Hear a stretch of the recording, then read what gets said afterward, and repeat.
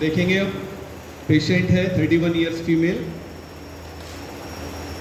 2018 का केस है ये, और non case of ARDS, acute respiratory distress syndrome. Patient was on mechanical ventilator eight the time of consultation. Patient ventilator पर है और ये पेशेंट लगभग 15 दिन से वेंटिलेटर पर थी. 2 से 3 हॉस्पिटल इनके चेंज हो चुके थे. अंततः इंदौर के एक हॉस्पिटल में ये पेशेंट मरणासन्न स्थिति में वेंटिलेटर पर, और डॉक्टर्स ने डिक्लेयर कर दिया है कि अब इसका बचने का कोई चांस नहीं है, आप बुला लो सबको, तैयारी करो. और ICU के बाहर जैसे भीड़ लगती है जब लास्ट टाइम चल रहा होता है, वैसे ये पेशेंट के साथ भी हो रहा था. इतने में इन्होंने मुझसे कनेक्ट किया और हमने इनका ट्रीटमेंट शुरू किया. नेक्स्ट, अब हम जब एविडेंस की बात करते हैं तो हम बिल्कुल पुख्ता एविडेंस की बात करते हैं. मैजिक में विश्वास नहीं रखते हैं और साइंस जो है वो एविडेंस मानता है. तो एविडेंस का मतलब क्या है? ऐसा नहीं कि अभी हुआ और कल क्या हुआ ठीक है, फिर परसों क्या हुआ पता नहीं. इसलिए हम हर पेशेंट का ट्रीटमेंट शुरू करने से पहले उसका स्टेटस क्या था और कैसे वो प्रोग्रेसिव डिसऑर्डर में कन्वर्ट हुआ, eight the time of consultation जब हमारे पास आया तब क्या रहा, और पेशेंट उसके कितने साल तक, लॉन्ग टर्म फॉलोअप जिसको कहते हैं, कितने साल तक ठीक रहा, उसको कोई प्रॉब्लम नहीं हुई, उस प्रकार से हम एविडेंस कलेक्ट करते हैं. बहुत डिफिकल्ट जॉब है क्योंकि पेशेंट ठीक हो गया, मेडिसिन बंद होगी, उसके बाद भी पेशेंट से कनेक्ट रखना होता है हमें, और उसको कॉल करके पूछते हैं आप ठीक है, फॉलोअप हो गया. हर महीने वो फॉलोअप्स हम उनके जो केस सीट्स होते हैं उन पर अपडेट करते हैं. तो ये देखिए पेशेंट जब एडमिट हुआ तो ये उसका चेस्ट एक्सरे था, और चेस्ट एक्सरे में आपको दिख रहा है कि बहुत ज़्यादा कोई प्रॉब्लम नहीं है. राइट लोअर लोब में कुछ आपको जो है ओपेसिफिकेशन दिख रहा है, हैजीनेस दिख रही है. राइट. नेक्स्ट, ये उसके बाद का एक्सरे है. आप देखेंगे कि ये उससे ज़्यादा ओपेसिफाइड दिख रहा है. राइट. नेक्स्ट, इस कंडीशन में जो है पेशेंट हमारे पास आती है. आप इस एक्सरे को ध्यान से देखेंगे तो इसमें आपको दिखाई देगा चेस्ट एक्सरे में कि बहुत ज़्यादा ओपेसिफिकेशन है और ये पेशेंट जो है वेंटिलेटर पर है. Next, just after 2 days of Ayurveda protocol, आप देखिए यहाँ पर ये कंडीशन थी पेशेंट की और ये चेस्ट एक्सरे उसका इम्प्रूवमेंट आ गया. कितने दिन में? 2 दिन में. और सिर्फ बात ये नहीं है कि चेस्ट एक्सरे में कितना इम्प्रूवमेंट आया, बात ये है कि जो पेशेंट डिक्लेयर था, डेड डिक्लेयर करने वाले थे, वो पेशेंट आज भी जिंदा है जब मैं आपसे बात कर रहा हूँ. Till now. और ये पेशेंट को जब हमने ट्रीट कर दिया, सब हो गया, उसके बाद मुझे पता चला कि ये patient already non case of muscular dystrophy का भी है, जिसके लिए अभी वो हमारे अंडर ट्रीटमेंट है. लेकिन ये जो इमरजेंसी थी, जिसको swine flu, viral pneumonia, bacterial pneumonia, pneumonitis, ऐसे कई डायग्नोसिस थे, लेकिन जो बेसिक डायग्नोसिस था वो था एक्यूट रेस्पिरेटरी डिस्ट्रेस सिंड्रोम, कि पेशेंट को नहीं बचा पा रहे हैं, रेस्पिरेटरी फेल्योर में है पेशेंट, और इस स्थिति में चला गया कि पेशेंट डिक्लेयर कंडीशन में आ गया था. नेक्स्ट, ये देखिए जब पेशेंट हमारे पास अप्रोच किया तो ये स्थिति थी. अब हाजी नमस्कार. ICU पेशेंट को ट्रीट करना it's a heavy challenge. Next, आपने कभी देखा किसी ICU पेशेंट में इतनी स्माइल के साथ पेशेंट वापस रहे? और ये just after 2 days ventilator of हो गया, पेशेंट नॉर्मल है. स्माइल देखिए, जब पेशेंट गई तो उसने मुझे सारे पिक्स भेजे. घर पहुंचने के बाद के सेलिब्रेशन हो रहा था, मिठाइयाँ खिलाई जा रही थी. आप समझ लीजिए कि जो पेशेंट डिक्लेयर हो जाए और वो पेशेंट जिंदा है तो क्या मनोभाव होगा, क्या स्थिति होगी, और उनके जहन में आयुर्वेद के लिए क्या इज्जत होगी. अब ऐसा नहीं है कि एक केस है कि भाई हो गया होगा, नहीं, ऐसे हम रोज सैकड़ों केसेस कर रहे हैं और बहुत सारे एविडेंसेस, पूरा डेटा भरा पड़ा है हमारे पास. लेकिन हम चाहते हैं कि आप लोग भी इसको सीखें, आप लोग भी आए, क्योंकि एक आदमी के करने से नहीं हो सकता ये कार्य. हमें बहुत सारे लोगों की आवश्यकता है, इसलिए सिखाएंगे भी कि ये करते कैसे हैं, हुआ कैसे, ये तो देख लिया, लेकिन अब मेडिसिन क्या थी, सबकी क्यूरियोसिटी ये होगी. बहुत सस्ती सी मेडिसिन है. मेडिसिन का नाम है रससिंदूर, लघुमालिनी बसंत, आरोग्यवर्धनी, सितोपलादी चूर्ण. जब आत्ययिक चिकित्सा करते हैं तो हमेशा याद रखना है कि आत्ययिक चिकित्सा में मुहुर औषध पान कराना होता है. तो जब हम इस प्रकार के केसेस लेते हैं तो उनमें जो मेडिसिन होती हैं वो हम every 5 minutes, every 10 minutes, every 15 minutes, तो according to status, according to stage of the disease हम तय करते हैं कि कैसे देना है। और जैसे जैसे पेशेंट इम्प्रूव करता है वैसे वैसे मेडिसिन को रिड्यूस करते जाते हैं टाइमिंग को, फिर TDS BD में पेशेंट को ले जाते हैं। तो यहाँ पर जो हमने मेडिसिन दी है ऐसे पेशेंट्स में हमने हाफ आवरली, 15 मिनट्स पर 15 मिनट्स, और फिर बाद में 1 आवरली, 2 आवरली, 3 आवरली ऐसे मेडिसिन को करते हैं। मेडिसिन वाया राइस ट्यूब दी जाती है, वाया बस्ती दी जाती है, वाया नस्य दी जाती है, वाया अंजन दी जाती है। सो मैनी मेथड्स हैं जो मेडिसिन को इस प्रकार से दे सकते हैं। मेडिसिन आपने सुन ली होंगी, रस सिंदूर, लघु मालिनी बसंत, आरोग्यवर्धनी, सितोपलादी चूर्ण, यही मेडिसिन है, यही कॉम्बिनेशन हमने सिर्फ इस पेशेंट को दिया था। नेक्स्ट, मैंने जो कॉम्बिनेशन किया है उसमें एक ओल्ड पेशेंट, एक न्यू पेशेंट ऐसा किया है, क्योंकि बहुत सारे केसेस को दिखाना पॉसिबल नहीं है कम समय में। तो ये देखिए पेशेंट 79 ईयर फीमेल, नवंबर 2023 का केस है, kidney failure, case of kidney failure, non case of DM, hypertension since 5 years। Patient was admitted in ICU for 15 days and was on ventilator since 7 days। 5 dialysis होने के बाद 15 दिन में इनके 5 dialysis हो चुके हैं पेशेंट के। अब ये केस इंटरेस्टिंग क्यों है? क्योंकि पेशेंट जब हमारे पास आया, और देखिए आइडेंटिटी कैसे बनती है। तो पेशेंट किडनी फेल्योर में है, वेंटिलेटर पर है, कोमाटोज है, लेकिन पेशेंट जो हमें कंसल्ट कर रहा है वो ये सिर्फ बोल रहा है कि साहब सिर्फ जो है इनका वेंटिलेटर ऑफ करा दो, या इनकी सिर्फ डायलिसिस बंद कर दो, क्योंकि 5 डायलिसिस 15 दिन में हुए हैं, फिर भी पेशेंट की जो है क्रिएटिनिन लेवल, यूरिया लेवल जो है डिक्रीज नहीं हो रहे हैं। देखिए क्या है next, urea was 245 and creatinine was 5.7 after 5 dialysis. अब पेशेंट का सिर्फ एक कंसर्न था कि सब सिर्फ डायलिसिस के लिए आप बताओ, बाकी सब रहने दो, कोई दिक्कत नहीं है। हम कहा ठीक है, ऐसा कर देते हैं। नेक्स्ट, ये उनका चेस्ट एक्सरे है। Next, after 2 days of treatment, urea was 146, creatinine was 1.9। Dialysis से जो काम नहीं हुआ वो आयुर्वेदिक मेडिसिन ने कर दिया, और वो भी 2 दिन में। Next, after 12 days of treatment without any dialysis, urea is 228, creatinine is 1.1, absolutely normal। अब जो पेशेंट मल्टी ऑर्गन फेल्योर में था, अब वो किडनी फेल्योर से बाहर आ चुका है, राइट। अब उनको लगा कि यार ये तो ठीक है। अब बोलते हैं कि साहब हमें वेंटिलेटर भी हटवाना है, क्योंकि इतने समय में अभी तक वेंटिलेटर उनका ऑफ नहीं हो पाया, 12 दिन में भी। मैंने कहा ठीक है वेंटिलेटर हटा देते हैं। उससे 3 दिन में फिर उनको वेंटिलेटर ऑफ करा दिया। तो आप एक स्पेशलिटी एरिया भी लेकर काम कर सकते हो, लेकिन आप जब चिकित्सा करते हो तो चिकित्सा करते समय हमें सार्वदेहिक सोचना होता है। लेकिन पेशेंट क्या चाहता है, वो किस लिए अप्रोच कर रहा है, उसके अकॉर्डिंगली भी हम डिलीवरी कर सकते हैं, उसको क्या चाहिए। चेस्ट एक्सरे हमने आपको दिखाई दिया, इसके पहले का बिफोर ले लीजिए जरा, बिफोर स्लाइड, प्रीवियस स्लाइड। ये देखिए इस कंडीशन में है पेशेंट ऑन वेंटिलेटर। एक्सरे समझ में आ रहा होगा ना, मैं बहुत ज़्यादा डीप में नहीं जा रहा हूँ एक्सप्लेन करने के लिए। मोटा मोटी तौर से मैं बता देता हूँ आपको कि एक्सरे में यदि जितना ज़्यादा ब्लैक दिख रहा है उतना अच्छा है, वाइट दिख रहा है ओपेसिफाइड है, हैजीनेस है, आप उसको कुछ भी बोल सकते हो, राइट।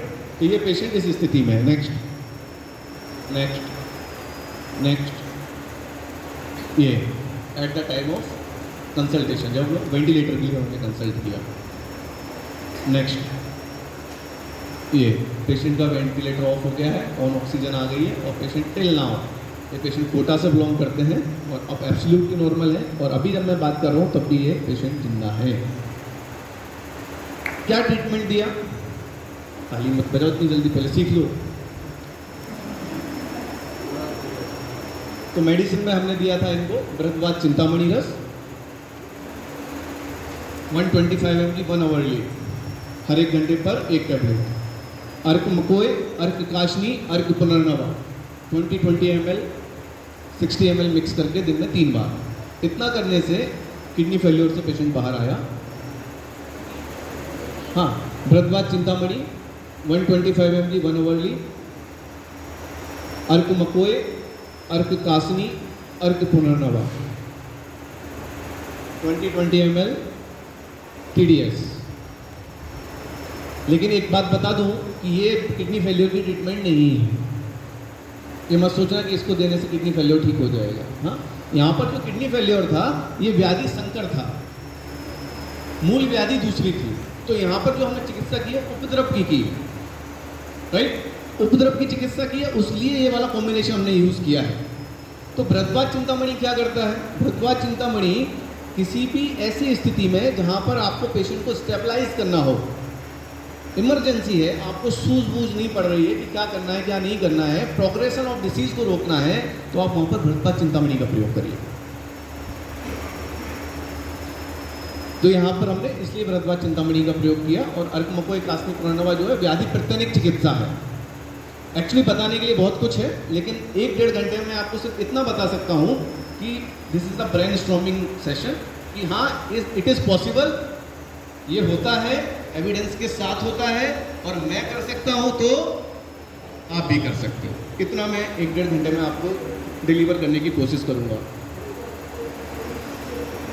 सर अभी बाद में क्वेश्चन आंसर सेशन लेंगे, उसमें ले लेंगे क्योंकि टाइम कम है।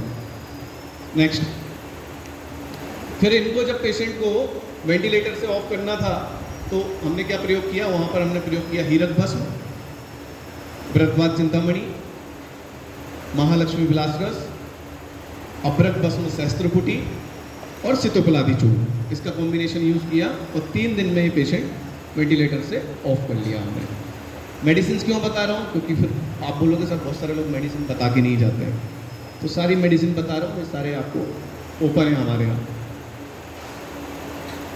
नेक्स्ट, नहीं, प्रीवियस स्लाइड देखिए। 5 साल का बच्चा है, सिर्फ 5 साल का, नाम है हर्ष, और ये पेशेंट 4 मार्च 2023 में हमारे पास आता है। कंप्लेंट क्या है इसकी? एम्फाइमा विद आईसीडी। क्या हुआ? पेशेंट को सांस लेने में बच्चे को तकलीफ हो रही थी, डायग्नोस हुआ तो पता चला इसको एम्फाइमा है, पस फॉर्मेशन है अंदर, और उसको आईसीडी इंटरकोस्टल ड्रेनेज डाला हुआ है। यहाँ तक सब बढ़िया था, ये सब हो रहा था, और एक एनसीआर के बड़े हॉस्पिटल में ये सब चल रहा था। क्या इसका सीटी थोरैक्स कहता है? There is partial collapse consolidation involving the left upper lobe with fibrobronchiectatic changes involving left lower lobe with extensive super impose consolidation with area of cavitation. ये उसके पहले का है जब आईसीडी डाल दिया था। Left sided ICD seen in situ with mild decrease in left side pneumothorax and better inflation in left lung, hydropneumothorax with air fluid level noted again. अब क्या हुआ कि जब आईसीडी डाल दी, वहाँ तक सब बढ़िया था, आईसीडी डालने के बाद में जब चेस्ट एक्सरे किया तो देखा गया कि वहाँ पर हाइड्रोनीमोथोरैक्स डेवलप हो गया है। और हाइड्रोनीमोथोरैक्स डेवलप हो गया, उसके साथ में क्या है? एयर फ्लूइड लेवल, वहाँ पर एयर का कॉलम बन गया है। कहाँ? लंग्स के अंदर। जब ये देखा डॉक्टर्स ने तो पूरी डॉक्टर्स की टीम बैठी, तद्वित संभाषा हुई, सर्जन आया, थोरेसिक सर्जन आया, चेस्ट फिजिशियन आया, एमडी मेडिसिन आया, सारे डॉक्टर्स हुए, एक साथ बैठे और उन्होंने ये बात को तय किया कि अब इसको जो है आईसीडी को निकाल नहीं सकते, इंटरकोस्टल ड्रेनेज को आप रिमूव नहीं कर सकते हैं, क्योंकि यदि इंटरकोस्टल ड्रेनेज को रिमूव करते हैं तो नेगेटिव प्रेशर क्रिएट होकर अंदर एयर वॉल्यूम और बढ़ जाएगा और पेशेंट कोलैप्स हो सकता है। तो बोले क्या डिसीजन लेंगे? डिसीजन है, उन्होंने 2 दिन में डिसीजन ले पाया और बोला इसको ओपन थोरेसिक सर्जरी करनी पड़ेगी। अब जब ये सुना तो ये केस हमारे पास आ गया। देखो कैसे वैद्य को केस रेफर होते हैं और कैसे वैद्य डॉक्टर मरीज आपको अप्रोच करते हैं, कितना क्रिटिकल केस है। Hydropneumothorax with air fluid level noted again, ये जब आ गया तो वो हमको अप्रोच किया, हमसे पूछे क्या करना है, हमने क्या करते हैं शुरू ट्रीटमेंट और मेडिसिन शुरू की। अब आप देखिए कि आयुर्वेद कितना सटीक, प्रिसाइज, कैलकुलेटेड है। सिर्फ एक मेडिसिन, ओनली 1 मेडिसिन, और वो भी सिर्फ इतनी सी मात्रा जो आप यूज़ भी नहीं कर सकते, आप डिवाइड नहीं कर सकते, इतनी मात्रा। कितनी? 30 mg। 30 mg मेडिसिन दिन में 2 बार, बस इतनी सी दवा दी है। क्या दवा है वो बाद में बताता हूँ, पहले चेस्ट एक्सरेज देखेंगे। नेक्स्ट, ये इसके बिफोर का जो मैंने आपको पढ़ के सुनाया वो इसमें लिखा हुआ है, देयर इज पार्शियल कोलैप्स वाला है। नेक्स्ट, ये वहाँ का केस सीट है। Next,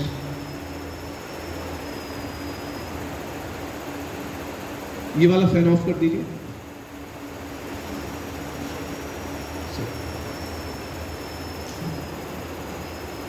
x ray chest, left hydropneumothorax with pigtail catheter in situ and collapse of underlying lung. There is mild contralateral midline shift, right lung field and CP angle are clear. तो जो हाइड्रोन्यूमोथोरैक्स का problem है वो अभी भी persistent कर रहा है चेस्ट एक्सरे में, और आईसीडी वहां पर डला हुआ है अभी भी, ठीक है। Next,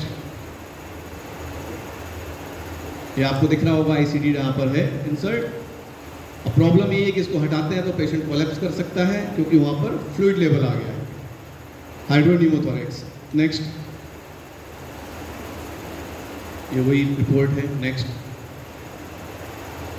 after 9 days of Ayurveda, हमने इनको 9 दिन ट्रीटमेंट दी इस बच्चे को, 5 साल के बच्चे को। उसके बाद का ये चेस्ट एक्सरे है, अभी भी पिक्टेल कैथेटर है, अब रिमूव करने के लिए यहाँ से हम प्लान कर रहे हैं। नेक्स्ट, क्या कह रहा है chest X ray? No air fluid level is seen in present scan. वहाँ क्या हो रहा था? हाइड्रोन्यूमोथोरैक्स था और वहाँ पर एयर फ्लूइड लेवल था, जिसके कारण सबसे ज़्यादा कंसर्न था, और ओपन थोरेसिक सर्जरी के लिए प्लान कर रहे थे बच्चे को, नेगेटिव प्रेशर क्रिएट होने के कारण। अब हमने यहाँ पर जो ट्रीटमेंट दिया उसमें सिर्फ पेशेंट को रस सिंदूर 30 mg दिन में 2 बार, और बच्चा बच गया, ओपन थोरेसिक सर्जरी नहीं करनी पड़ी। और हाँ, जब मैं बात कर रहा हूँ तब भी बच्चा स्वस्थ है, कोई प्रॉब्लम नहीं है इसको। ये उसका 1 मिनट प्रीवियस लीजिए, ये पिक्टेल कैथेटर निकालने के बाद का चेस्ट एक्सरे है। आफ्टर 16 days हमने इनका आईसीडी को निकाल दिया है। तो कैसे सोचते हैं इस बारे में, क्या अप्रोच करते हैं? तो बहुत सिंपल है, 2 शब्द आपने सुने अभी, हाइड्रोन्यूमोथोरैक्स, ठीक है। हाइड्रो मतलब पानी, थैंक यू। न्यूमो मतलब एयर, गैस, राइट। और रस सिंदूर जो है वो क्या है? कफ वात शामक। तो जो कफ और वात को कम कर दे और जिसका जो स्रोतोगामित्व है वो कहां पर है? Lungs, right. तो जहां लंग्स की बीमारी हो और जहां इस तरीके की प्रॉब्लम, जहां पर निमोनिया हो गया हो, जहां पर फ्लूइड लेवल हो, जहां पर वाटर लेवल हो, एम्फाइमा हो, एम्फाइजमा हो, ये सब स्थितियों में रस सिंदूर अच्छा कार्य करता है। तो सिर्फ इस थॉट प्रोसेस से हमने इसका चयन किया और पेशेंट रिकवर हो गया। इतनी बड़ी उसकी ओपन थोरेसिक सर्जरी बच गई, right. Next,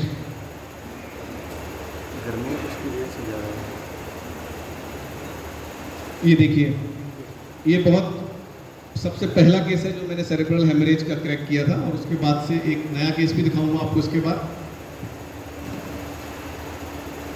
acute parenchymal hemorrhage in right thalamocapsular region with perifocal edema extending into right cerebral peduncle and right portion of midbrain producing mass effect and midline shift। जितने भी लोग practice करते हैं जिनको पता है कि एक बार यदि मिडलाइन शिफ्ट हो गया, दैट मीन्स वहाँ पर हेमेटोमा जो है काफ़ी बड़ा है और नीड ऑफ सर्जरी हो सकती है, या पेशेंट के बचने के चांसेस कम हो सकते हैं। तो यहाँ पर मिडलाइन शिफ्ट है, और दूसरा क्या है?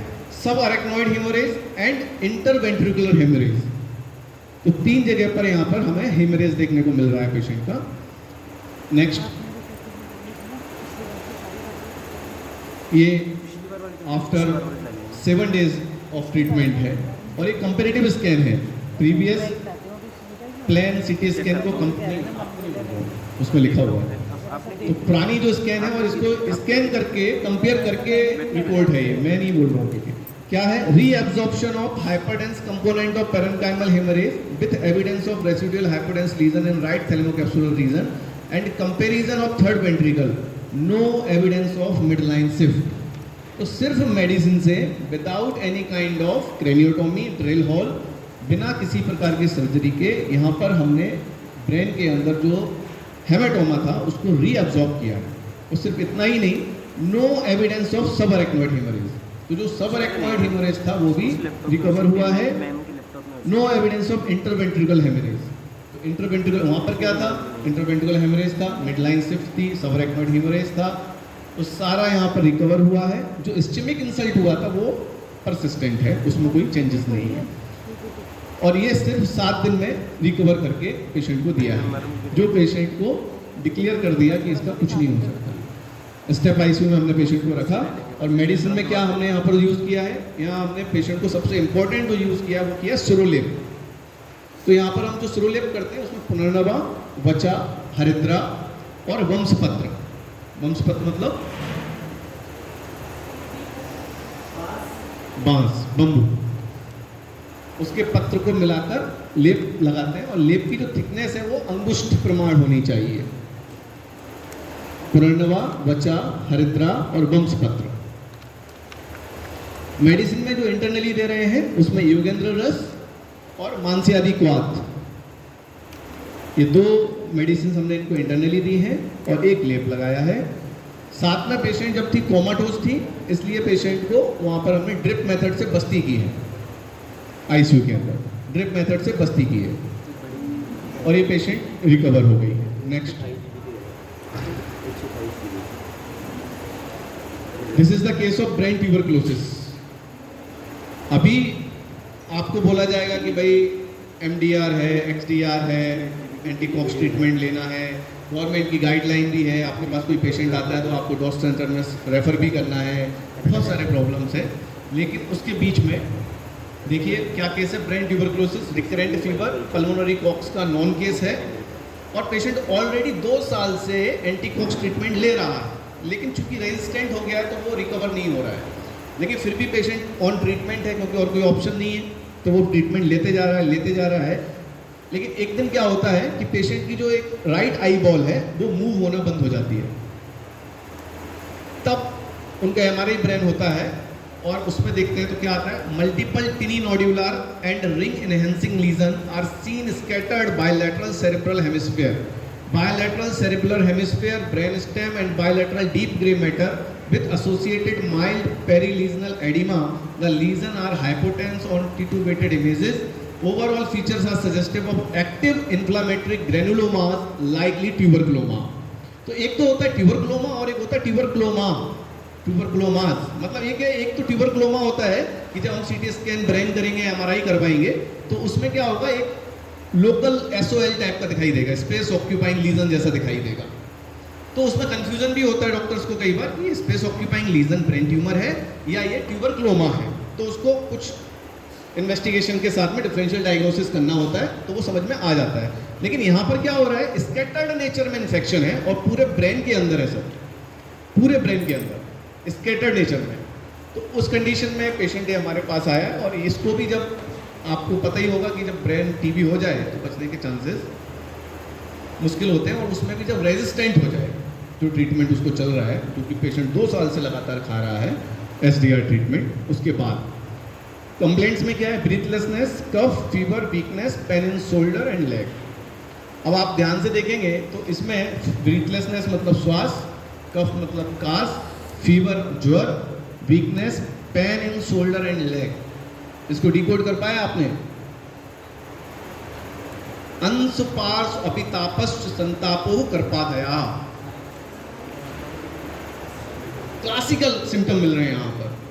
और ऐसे ही आप जब चरक को पढ़ेंगे तो एकादश लक्षण, उसमें कास, श्वास, ज्वर, अतिसार, रक्तस्खीवन, ये सारे चीजें उसमें मिल जाती हैं आपको।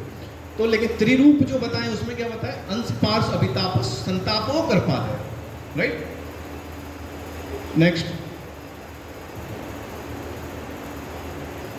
ये वही रिपोर्ट है जो मैंने आपको पढ़ के सुनाया है। Overall features are active inflammatory granulomas, likely tuberculomas, suggestive clinical correlation. Next, ये उसका एचआरसीटी चेस्ट है जिसमें उसको known case of already Koch's, pulmonary Koch's था पेशेंट को। Diffuse tiny nodule are seen in all the lobes, miliary nodules. Next, अब जब patient को ट्रीटमेंट चल रहा था उसके बाद में भी उसके जो लीजन्स थे वो इंक्रीज हुए और वो 14x12 mm के हो गए ब्रेन के अंदर। कौन से लीजन्स? ट्यूबरक्लोमास। जो एनहेंसिंग रिंग्स बन रहे थे वो इनलार्ज हो गए। इसको आप जूम कर दीजिए तो दिखाई देगा आपको। Measures approximately 14x12 mm। अब यहाँ पर आकर सारा प्रॉब्लम शुरू हुआ और ये केस हमारे पास आ गया। पेशेंट जो है सेमी कॉन्शियस कंडीशन में है। पूरे हमने ट्रीटमेंट किया पेशेंट का, 9 महीने ट्रीटमेंट चला पेशेंट का। सबसे पहले तो उसको लाइफ सेविंग करनी थी, हमने पेशेंट की लाइफ सेविंग की है, और उसके बाद में पूरे 9 महीने तक पेशेंट का ट्रीटमेंट चला, और उसके बाद का आपको स्कैन दिखाते हैं। Next, overall these images findings are no abnormal parenchyma or leptomeningeal enhancement is noted. Multiple tiny foci chronic vasculitis infarcts in the bilateral frontal and parietal lobe. In comparison to previous study on dated there is complete resolution of the tuberculomas and tubercular meningitis.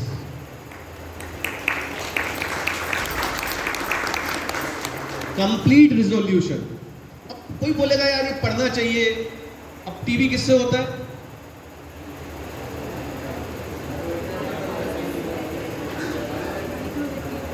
सबको पता है।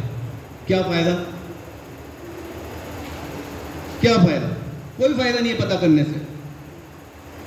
अब आपको क्या सोचना है वो मैं बताता हूं आपको, और ये कैसे पॉसिबल होता है।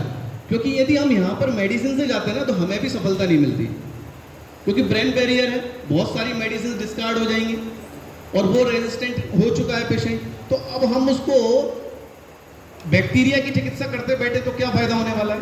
कोई फायदा नहीं होने वाला है, सब बेकार है।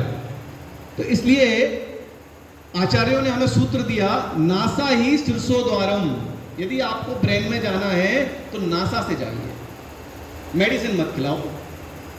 तो नासा ही शीर्षोद्वारम, तो नासा के द्वारा ब्रेन में जाना है। तो यहां पर जो है हमने अगत चिकित्सा का प्रयोग किया है। तो यहां हमने बिलवादी गुलिका जो अगत चिकित्सा में आई है उसका धूमपान कराया पेशेंट को, धूमनस्य, नासा से धूमनस्य कराया, और धूमनस्य कराया पेशेंट को। सबसे पहले लाइफ सेविंग की, मृगांक रस का प्रयोग किया, बाद में और भी मेडिसिन का प्रयोग किया, सो ऑन, 9 मंथ। इसका बहुत बड़ा केस पेपर है और हम इसको पब्लिश भी कर रहे हैं, पाइपलाइन में है, जल्दी आप लोग इसको गूगल पे पढ़ पाएंगे, सब आ जाएगा। तो patient till now absolutely normal. बाद में जब पेशेंट आया 9 महीने के बाद तो मिठाई लेकर आया, क्योंकि वो ऐसी स्थिति से पेशेंट बाहर आता है तो बहुत खुशी होती है, और ये सामर्थ्य पता चलता है कि आपको क्या पढ़ने को मिल रहा है। तो इसलिए मैं बोल रहा हूँ आपको पता करके कुछ फायदा होना नहीं है, वो तो सबको पता है, राइट। जो पता नहीं है वो क्या है कि नासा ही शीर्षोद्वारम के कॉन्सेप्ट से आप कैसे पेशेंट को ठीक कर सकते हो। और जब हमने कॉन्सेप्ट को क्रैक किया, यूज किया, इसके ट्रायल किए, सबसे मजेदार बात बताऊं आपको कि ब्रेन ट्यूमर के केसेस ट्रीट होने लगे हैं। जो ब्रेन ट्यूमर के केसेस रिलैप्स हो गए हैं, जो ब्रेन ट्यूमर के केसेस पोस्ट सर्जरी आ रहे हैं, उनमें हमने जिनको 1-1 महीने का समय दिया था वो पेशेंट आज नॉर्मल लाइफ जी रहे हैं, और ट्यूमर जो है वो श्रंक कर गया है, कुछ का कैल्सीफाइड हो गया है, कुछ का श्रंक कर गया है। ऐसे अभी हमारे यहाँ पर इसके ट्रायल्स चल रहे हैं। तो अलग अलग मेडिसिन के साथ कर रहे हैं, कभी हम वृद्धि वातिका वटी का धूमनस्य करा रहे हैं, कभी अगत का करा रहे हैं। तो आपको कुछ नया एक्सप्लोर करना होगा, think out of the box. सिर्फ सिंपल मेडिसिन देनी है उससे हो जाएगा, नहीं होने वाला है। हमें जो सब पंचकर्म बताया है, जो नस्य के टाइप्स बताए हैं, जो अंजन बताए हैं, उन सब का प्रयोग करना है।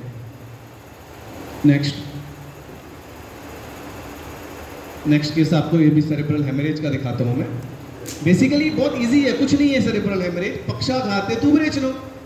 तो सेरेब्रल हेमरेज में हो क्या रहा है, पक्षाघात हो रहा है, लेकिन पेशेंट सेमी कॉन्शियस या अनकॉन्शियस कंडीशन में अप्रोच करेगा जब उसको रिकवर नहीं हो रहा है। तो ये केस बहुत इंटरेस्टिंग है, क्यों? क्योंकि ये पेशेंट को पहले क्रेनियोटोमी की जा चुकी है, और क्रेनियोटोमी करने के बाद भी पेशेंट को रीब्लीड हो गया, और रीब्लीड हुआ तो फिर से सर्जन ने बोला यार फिर से ऑपरेट कर देते हैं।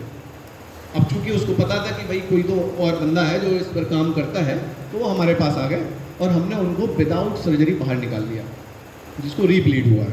अब जो रीब्लीड हुआ है वो कैसे है वो देखते हैं, पूरा केस समझेंगे। 73 year male, hypertension, diabetes type 2, BPH का नॉन केस है। पेशेंट जब हमारे पास अप्रोच किया तो semi conscious condition, not obeying commands,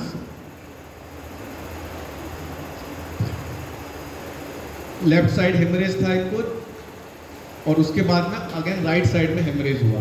क्या उसका साइज है वो देखेंगे। नेक्स्ट, बिफोर सर्जरी थिकनेस क्या थी हेमेटोमा की, 2.8 सेंटीमीटर, और मिड लाइन शिफ्ट कितना है, 1.8 centimetre. Okay, next, after surgery thickness 2.24 centimetre और मिड लाइन शिफ्ट 8.8 mm, कुछ रिड्यूस हुआ है, इट्स सिग्निफिकेंट, अच्छा है, कोई प्रॉब्लम नहीं है, यहाँ तक सब ठीक चल रहा था। लेकिन 10 दिन के बाद में जब उसको फिर से रीस्कैन किया, क्योंकि पेशेंट फिर से डिटोरिएट हुआ, सेमी कॉन्शियस हुआ, फिर पेशेंट का रीस्कैन हुआ, तो क्या आता है उसमें, thickness was 2.9 centimetre, mid line shift is 1.8 centimetre. मतलब जो सर्जरी की थी उसके पहले जो स्टेटस था अप्रोक्स उतना ही है, ठीक है। इस कंडीशन में पेशेंट हमारे पास आया और यहाँ से हमने पेशेंट का ट्रीटमेंट किया है। Next, after 43 days of treatment, 10 दिन के अंदर ये पेशेंट चलने लगा था, अपने सारे नियमित कार्य करने लगा था, लेकिन हमने 43 दिन के बाद पेशेंट का स्कैन किया और उसमें जो थिकनेस है वो 2.1 सेंटीमीटर और मिड लाइन सिर्फ 0.9 mm, तो cm गलत लिखा है, mm, जो आफ्टर सर्जरी हुआ था लगभग वैसा ही है ये। Next, after 8.5 month of treatment,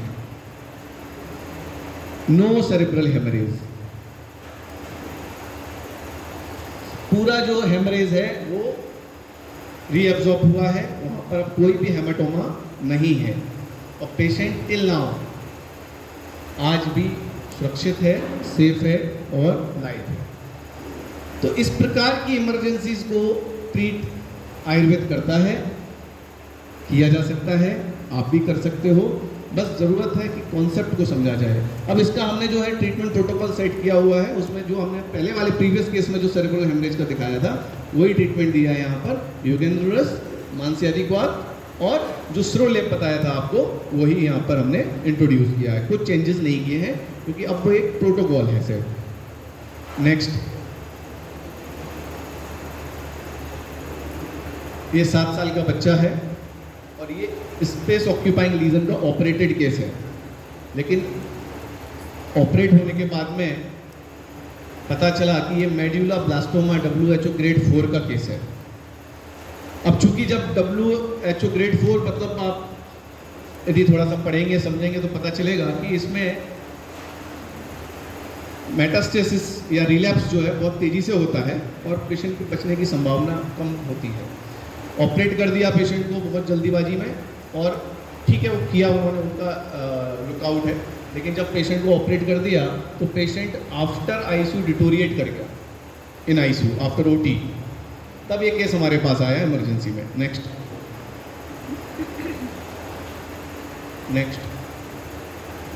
ये वही स्कैन है जो वहाँ लिखे थे। नेक्स्ट, ये पेशेंट इस स्थिति में हमारे पास अप्रोच किया था, इसका एक वीडियो भी है हमारे पास, लेकिन वो प्ले नहीं कर सकते इसलिए नहीं, सिर्फ हमने स्लाइड लगाई है। तो ऐसी स्थिति में था कि ये सिर्फ जो है कुछ नहीं कर सकता था, कुछ नहीं बोल सकता था, सिर्फ करा रहा था, जैसे कपोत पूजन बोला है ना, सेम टू सेम वैसा ही। तो कपोत पूजन की तरह ये आवाज़ें निकाल रहा था और इसका कुछ श्योरिटी नहीं थी कि कुछ होगा कि नहीं होगा। डॉक्टर्स ने बोल दिया कि आपने ऑपरेट तो कर दिया, लेकिन अब ये इम्प्रूव होने की दिशा में नहीं लग रहा है।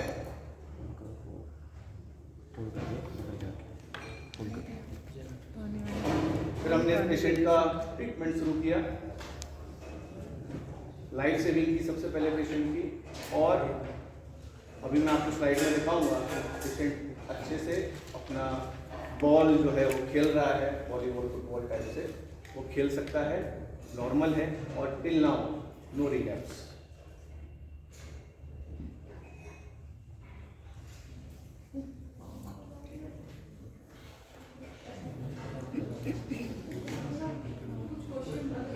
हाँ, तब का क्वेश्चन ले लीजिए,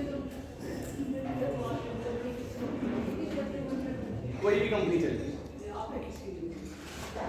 वैद्यनाथ, पूजा, उत्पापेश्वर, कोई भी, हम उस पर ये नहीं रखते हैं।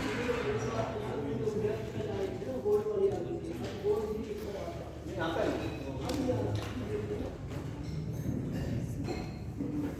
बात में कोई तो है ही।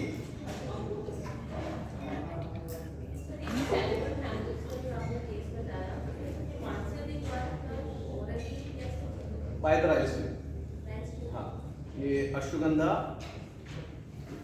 खुरासानी अजवाइन और जटामांसी का कॉम्बिनेशन है। बना हुआ मिक्सचर मिलता है, नागार्जुन फार्मेसी बनाती है, तो 20 ml उसको राइस से पुश करते हैं। सर आपने बोला था कि ड्रिप के थ्रू बस्ती दी थी, तो सर वो मतलब कैसे? हाँ, पेशेंट जब अनकॉन्शियस स्टेट में होता है तो उसको नॉर्मल बस्ती नहीं दे सकते, क्योंकि यदि नॉर्मल बस्ती दी और वो रेसिडुअल रह गया तो पेशेंट को कॉम्प्लिकेशन हो जाती है।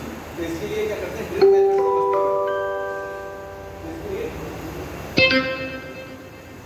ड्रिप मेथड से बस्ती करते हैं। ड्रिप मेथड में क्या करते हैं कि कोई भी जो द्रव हमने तैयार किया है, यहाँ पर हमने जो पेशेंट को दी थी पद्मकादि गण की क्षीर बस्ती दी थी। तो पद्मकादि गण जो है अष्टांग हृदय में विश्व रोग अध्याय में आया है, ठीक है। तो पद्मकादि गण की हमने बस्ती दी है और उसको छीलपाक तैयार किया है, और उसको जो आईवी सलाइन की बोतल होती है उसको ऊपर से कट किया है, उसमें फ्लूइड को भरा है, और जो आईवी सेट है उसमें से हमने निडल को निकाल दिया और ऐसे ही इंसर्ट कर दिया है डायरेक्ट, और उसको ड्रिप मेथड पे सेट कर दिया। तो इससे क्या होता है, कॉम्प्लिकेशंस नहीं होते, बस्ती जाती रहती है और वापस आती रहती है। यदि आप पूरा वॉल्यूम अनकॉन्शियस पेशेंट में हम पुश कर देंगे तो रेसिड्यूअल रह जाएगा, और वो रेसिड्यूअल हो गया तो पेशेंट को और ज़्यादा फैटल हो सकता है। तो इसलिए वहाँ पे ड्रिप मेथड से बस्ती करनी चाहिए। ये इमरजेंसी के प्रोटोकॉल्स हैं।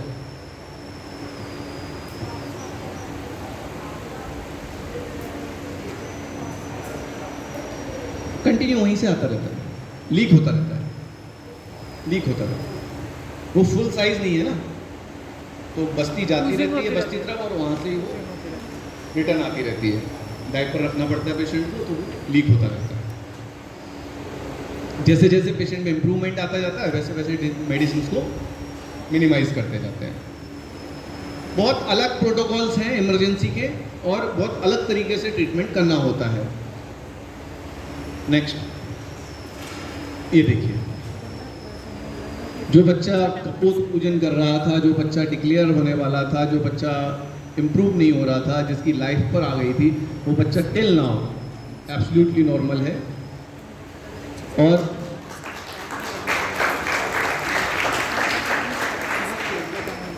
आज भी नॉर्मल है। हम लॉन्ग टर्म एविडेंस में विश्वास रखते हैं, मैं पहले ही बोल रहा हूँ, लॉन्ग टर्म देखते हैं कि भाई पेशेंट कब तक ठीक रहा, उसको कोई रिलैप्स हुआ कि नहीं हुआ, उसको कोई बीमारी फिर से वापस आई कि नहीं आई, या उसको उससे रिलेटेड कोई व्याधि आई या और कोई व्याधि आई, क्या हुआ, वो हम लॉन्ग टर्म फॉलोअप में देखते हैं। Next, this is also interesting case. 29 years female, after C-section, following complaint of loss of vision since the morning। क्या कंप्लेंट है पेशेंट की? लॉस ऑफ विजन हो गया है उसको। कब? आफ्टर C-section, उसकी सीजर डिलीवरी हुई और लॉस ऑफ विजन हो गया। नॉर्मली यहाँ पर जो कंप्लेंट्स लिखी हुई हैं आप उसको ध्यान से देखेंगे तो बहुत इंटरेस्टिंग चीज़ निकल कर आएगी। क्या क्या है? पेशेंट को convulsion, generalize body oedema, frontal headache, high BP, जो कि एंटी हाइपरटेंसिव देने के बाद भी इतना आ रहा है 160/100, albuminuria in urine 3+। Patient was in ICU at the time of consultation. Patient ICU में, क्योंकि हाई रिस्क डिलीवरी थी, तो पेशेंट की डिलीवरी होने के बाद भी पेशेंट को आईसीयू में रखा गया और ये कंप्लेंट्स के साथ रखा गया। लेकिन यहाँ तक ठीक था। नॉर्मली क्या होता है जब C-section होता है और ये उसके पहले की कंप्लेंट्स होती हैं सारी, इसको क्या बोलते हैं? Eclampsia, pre eclampsia, right. तो ये कंप्लेंट्स होती हैं और डिलीवरी के बाद में मोस्टली रिजॉल्व हो जाती है सारी प्रॉब्लम। कन्वल्जन आना, जनरलाइज बॉडी एडिमा होना, फ्रंटल हेडेक होना। लेकिन इस पेशेंट के साथ उल्टा हुआ, ये सारी कंप्लेंट्स को परसिस्टेंट है और उसके साथ में क्या हुआ? लॉस ऑफ विजन हो गया। 12 घंटे से उसको लॉस ऑफ विजन, दिखाई देना बंद हो गया टोटली। मोस्टली ये भी जो अवस्था होती है ये रिवर्स हो जाती है मोस्टली जब ये सारे सिम्टम्स नॉर्मल होते हैं। लेकिन यहाँ पर ऐसा नहीं हुआ और ये पेशेंट डिटोरिएट होने लगी। नेक्स्ट,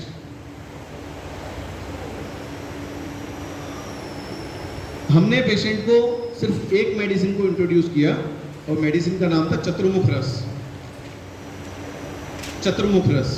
तो जो पेशेंट का विजन लॉस था, नेक्स्ट 12 आवर्स जो नाइट थी, मॉर्निंग से लेके इवनिंग तक, नाइट तक उसको विजन लॉस था। 12 आवर्स हमने मेडिसिन दी और अप टू दूसरे दिन मॉर्निंग में उसको विजन गेन हो गया।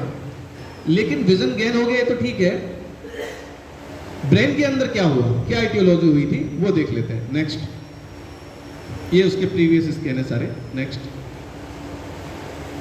3 दिन के ट्रीटमेंट प्रोटोकॉल के बाद हमने पेशेंट को रीस्कैन किया.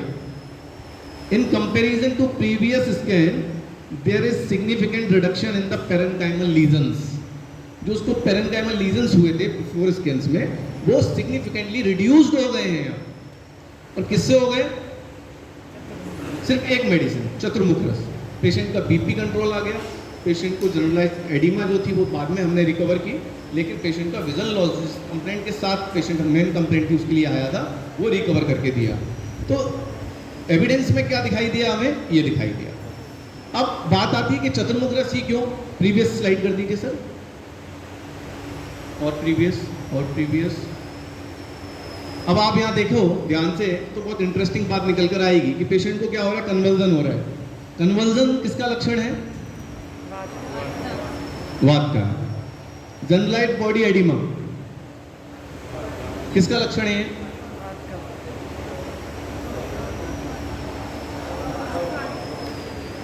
ठीक है.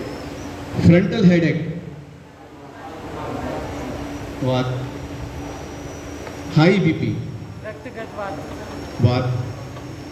अब यहाँ पर जो जनरलाइज बॉडी एडिमा है वो आपको कंफ्यूज करेगा कि ये कफज हो सकता है या कफ वातज हो सकता है, लेकिन नहीं, ये एब्सोल्युटली वातज है. क्यों? क्योंकि पेशेंट को एल्बिन्यूरिया भी है. धातु क्षय जन्य वात प्रकोप, दिस इज द डायग्नोसिस. तो पिन पॉइंट यदि आपका डायग्नोसिस है तो पिन पॉइंट सिंगल मेडिसिन काम करती है, नहीं तो आप बहुत सारा प्रिस्क्रिप्शन लिखते रहो, कोई मतलब नहीं है उसका. तो यहाँ पर जो चिकित्सा की है वो किसकी की है? वात की है. सिंपल. तो वात की चिकित्सा कर दी, और वात के लिए सबसे अच्छा कल्प हमें जो है वो है चतुर्मुख रस. वात व्याधि का कल्प है चतुर्मुख रस. बहुत सारे लोग तो यूज ही नहीं करते हैं, पता ही नहीं है. तो सिंपल एक मेडिसिन 1 आवरली हमने इनको शुरू की और पेशेंट रीगेन कर गया.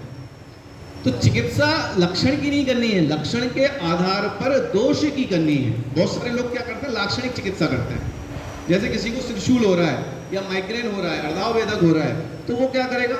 एक रटा रटाया प्रोटोकॉल है हमारे यहाँ पर, त्रिशूलादि वज्ररस, गोदंती भस्म, पथ्यादि क्वाथ, हो गया. इससे आराम मिल गया तो ठीक है, नहीं मिल रहा है तो आप कुछ समझ में नहीं आ रहा है और वो पेशेंट ठीक नहीं होगा. तो आपको क्या करना है कि पेशेंट को जो त्रिशूल है वो कब होता है, कितना होता है, उसकी इंटेंसिटी कितनी है, उसकी फ्रिक्वेंसी कितनी है, ये सब बातों को देखना है. जब इन सब बातों को देखेंगे तो आप दोष का विनिश्चय करेंगे. जैसे त्रिशूल कब होता है? मॉर्निंग में होता है, आफ्टरनून में होता है, इवनिंग में होता है. तो आपको इससे क्या पता चलेगा? किस काल में हो रहा है. तो जिस काल में हो रहा है उसका हम दोष निकाल लेंगे. राइट. कितनी बार हो रहा है या उसकी इंटेंसिटी कितनी है? बोले बहुत तेज सिर में दर्द होता है. तो जब भी कोई चीज़ बहुत तेज होगी या बहुत ज़्यादा होगी या बहुत ज़्यादा मात्रा में, जैसे किसी को अतिसार हो रहे हैं और बहुत ज़्यादा अतिसार हो रहे हैं, तो कौन सा होगा? वो वातज अतिसार होगा. ऐसे यहाँ पर जब त्रिशूल बहुत तेज हो रहा है, हैवी इंटेंसिटी के साथ हो रहा है, तो कौन सा होगा? वो वातज त्रिशूल. अब इसका क्लासिफिकेशन बहुत इंटरेस्टिंग है. लगभग 70% वातज त्रिशूल जो है वो अम्ल पित्त के कारण होते हैं, पित्तज होता है वो. राइट. 20% जो होते हैं वो कफ के कारण होते हैं. तो उसमें जो वेदना होगी, हेडेक कैसा होगा? मंद होगा, स्लाइट होगा. होता है, बहुत तेज भी नहीं है, बहुत कम भी नहीं है. बाकी पित्त के जो लक्षण हैं वो आपको 70% में देखने को मिलेंगे. कफज वाले में कफ के लक्षण दिखाएंगे. क्या देखने को मिलेंगे? आरुचि, अग्निमांद, आलस्य, गौरव, स्थूलता, ये सारे मिलेंगे और साथ में त्रिशूल मिलेगा. लेकिन जो 10% केसेस हैं जिनमें सीवियर वेदना होती है, सीवियर हेडेक होता है, वो 10% है मात्र. लेकिन आपको जानकर आश्चर्य होगा 10% ने ही परेशान कर रखा है, क्योंकि किसी भी मेडिसिन को रिस्पॉन्ड नहीं करते हैं. ओपीएम के टैबलेट्स भी जब फेल हो जाते हैं तब पेशेंट परेशान हो जाता है कि अब क्या करें. तो ये 10% है, ये ही बहुत परेशान कर रहे हैं माइग्रेन के पेशेंट. और इनमें क्या होगा? इंटेंसिटी और सीवियरिटी दोनों ज़्यादा होंगी.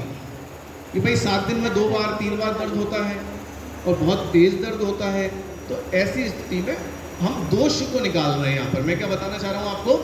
दोषात्मक चिकित्सा. लाक्षणिक चिकित्सा कि भाई अभी जो प्रॉब्लम हो रहा है उसके लिए इंस्टेंट रिलीफ. राइट. अभी किसी को त्रिशूल हो रहा है बहुत तेज, तो इंस्टेंट रिलीफ कैसे देंगे?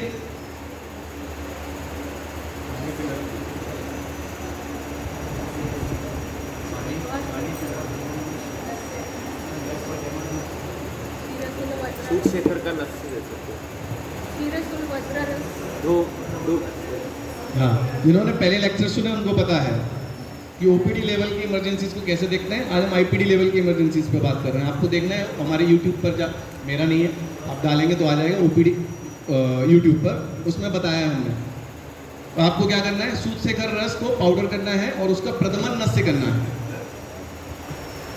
1 पिंच ऑफ सूटशेखर रस और उसको प्रदमन नस्य के लिए दीजिए। और पेशेंट जब आपके उठ के बैठेगा तब तक पेशेंट का त्रिशूल जा चुका होता है। तो ये हो गया लाक्षणिक चिकित्सा, ये हो गया इंस्टेंट ट्रीटमेंट, इमरजेंसी। अभी पेन तो कम करना है ना, वो हो गया। लेकिन अब आगे फर्दर ट्रीटमेंट करना है कि उसकी जो एपिसोड्स आते हैं वो ना आए, वो कम होते चले जाए और वो ठीक हो जाए।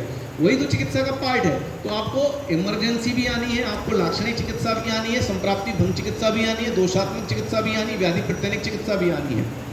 सबको साथ लेके जाओगे तभी आप सक्सेस कर सकते हो। एक को लेकर चल रहे हो आप। आजकल अधिकतर जो लाक्षणिक चिकित्सा कर रहे हैं, लाक्षणिक चिकित्सा गलत नहीं, लक्षण में दोष को निकालना है। ये सबसे इजीएस्ट वे है आयुर्वेद प्रैक्टिस करने का। और ऐसा करने से ऐसे ऐसे केसेस इमरजेंसी के ट्रीट हो जाते हैं। तो यहाँ पर हमने क्या किया, दोष को निकाल लिया। और दोष को निकाल लिया तो मेडिसिन तो सबको पता है, किताबों में लिखी है, शास्त्र में लिखी है, संहिता में लिखी है, उठा कर दे दो। बताओ इसमें क्या प्रॉब्लम है? कोई इश्यू दिख रहा है आपको? इजी है ना, हम सब कर सकते हैं। तो शुरू करो, इतना इजीएस्ट वे है, राइट? नेक्स्ट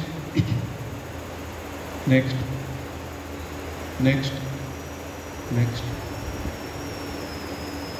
ये सेरेब्रल हेमरेज की केस है, छोड़ देते हैं। नेक्स्ट दिखा चुका हूं मैं आपको। Next next. हाँ, this is the interesting case. 78 year mail.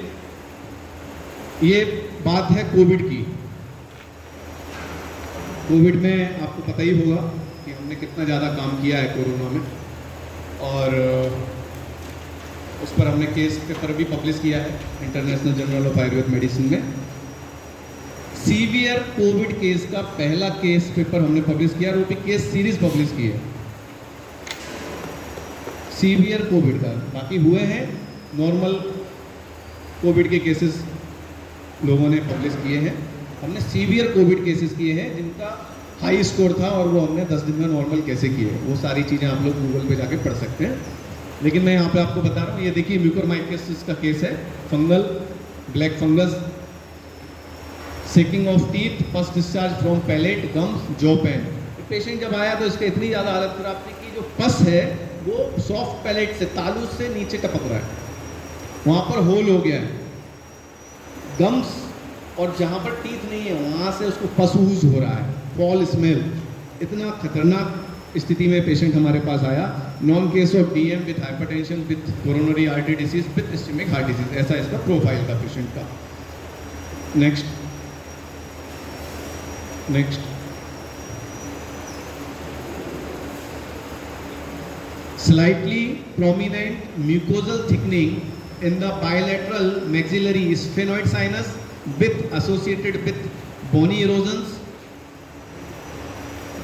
Walls of maxillary sphenoid sinus, maxillary arch, hard palate, pterygoid plates, body of sphenoid on either sides, base skull osteomyelitis with abnormal soft tissue in the bilateral masticator region, suggestive of aggressive infective process, possibility of aggressive infective process like invasive fungal sinusitis merits consideration.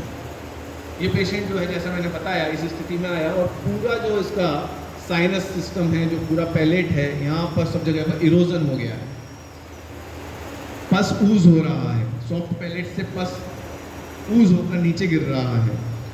हमने इस patient को treat किया और यहाँ पर भी जो है हमने युक्ति का उपयोग किया, और अगेन नासा ही शीर्षो द्वारा यहाँ पर भी हमने पेशेंट को धूम नस्य का प्रयोग किया, और ये पेशेंट जो है बच गया, रिकवर हो गया और आज भी जिंदा है। पेशेंट को जो हमने, अब देखो गलती क्या करते हैं पेशेंट, वो भी मैं बताता हूँ। हमेशा हम सही सही चीज़ें बताते हैं, गलत चीज़ें भी हमें बतानी है। तो पेशेंट को जो हमने मेडिसिन प्रिस्क्राइब की थी, पेशेंट बाद में भी खाता रहे,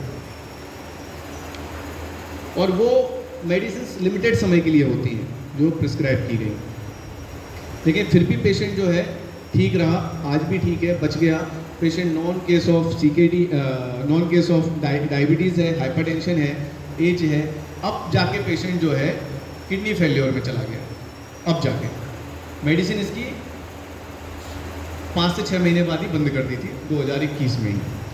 अब जाके वो CKD का ट्रीटमेंट चल रहा है, इसलिए मैं आपको बता पा रहा हूँ कि वो अभी भी ठीक है। तो लॉन्ग टर्म फॉलोअप में आपको बताना चाहता हूँ कि किस तरीके से पेशेंट करते हैं और कहाँ पर गलती कर देते हैं। Next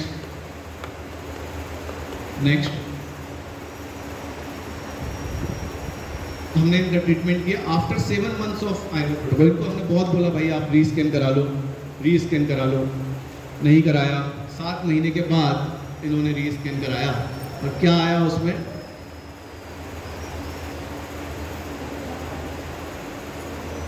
mucosal thickening in the left maxillary bilateral ethmoid sinus is significantly resolve. मतलब जो उसको इरोजन हुआ था वो सब वहाँ पर रिजॉल्व हो गया, फर्स्ट फॉर्मेशन रिकवर हो गया, ब्लैक फंगस जो हुआ था वो रिकवर हो गया और पेशेंट अभी भी नॉर्मल है। Oedematous changes in the bilateral masticator spaces are decreased. जो वहाँ पर एडिमेटस चेंजेस थे वो सारे डिक्रीज हो गए। तो कहाँ पर आपको किस प्रकार से अप्रोच करनी है। अब यहाँ पर हमने जो इनको धूम नस्य किया वो किस चीज़ का किया, यहाँ पर भी हमने इनको बिलवादी गुलिका का धूम नस्य किया। साथ में मेडिसिन में हमने यहाँ पर इनको अस्थि विदृति की चिकित्सा की है। क्या हुआ, इरोजन हो रहा था ना बोन्स का, बोन्स लाइटिक, बोन्स इरोज हो रहे हैं ना। अब आपको ये पता नहीं करना है कि क्यों हो रहे हैं, बोन्स इरोज हो रहे हैं तो क्या हो गए, अस्थि विदृति। तो यहाँ पर अस्थि विदृति की हमने चिकित्सा की है, अस्थि विदृति की। और यहाँ पे व्याधि हरण रसायन का प्रयोग किया है, लोकनाथ रस, व्याधि हरण रसायन, नाग भस्म, ऐसी मेडिसिन का यहाँ पर हमने प्रयोग किया है। लाइफ सेविंग के लिए अलग मेडिसिन का यूज़ किया गया था, लेकिन बाद में व्याधि हरण रस का यहाँ पर, नाग भस्म का यहाँ पर अच्छा प्रयोग हुआ। और सबसे इंपॉर्टेंट बात जो है वो है धूम नस्य की, जिसमें हमने बिलवादी गुलिका का धूम नस्य किया पेशेंट को। नेक्स्ट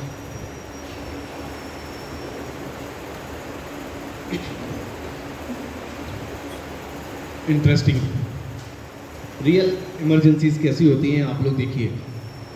और इसको करने के लिए आपको कितना करेज और नॉलेज होना चाहिए, that is important. Patient 28 years male 2018 मई महीने में हमारे पास आता है 21 तारीख को। कंप्लेंट्स क्या है, पेटिशियल हेमरेज जिसको हम परप्यूरा कहते हैं, gum bleeding, history of recurrent fever. Already patient क्या है, known case of thrombocytopenia since 2 years. क्या है thrombocytopenia, ITP, idiopathic thrombocytopenia purpura, है ना। अब पेशेंट आएगा बड़ी स्टाइल में आके बताता है कि सर मुझे ITP है। और उससे पूछो ITP क्या होता है, ITP का मालूम है आपको क्या होता है ITP? नहीं, ITP क्या होता है, वाई, क्यों होता है सर, क्यों होता है, क्यों होता है, व्हाट इज द कॉज?